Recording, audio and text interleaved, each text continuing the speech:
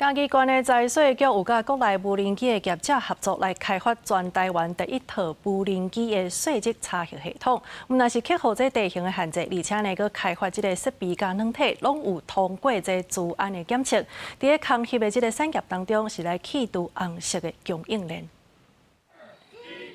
是起步设定了后，这台无人机就当自动飞行甲翕相。嘉义县财政税务局配合国内的无人机业者，开发国内第一套土地税籍的空翕查核系统，唔但解决土地查核受建筑也是地形的限制以外，嘛提升税籍资料的正确。那它可以规划路径，而且包括它的影像到达4K， 所以非常清晰。那跟一般的所谓的卫星的拍照有时候那个解析度不是那么高。那它完全解决了这个问题。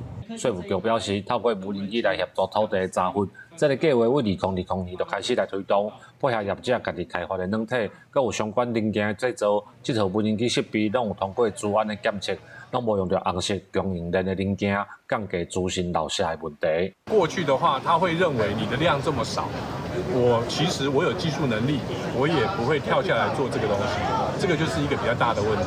但是呢，从2023年开始，其实因为大家认知会有这样子疑虑的时候，愿意跳进来的供应链越来越多了。那所以我们现行的资源也越来越多。税务资料是足侪拢是人民财产的资料，拢是足机密的资料，足侪资料。所以人惊讲这资料来流出去，包括我翕的图纸的部分嘛，拢流出去。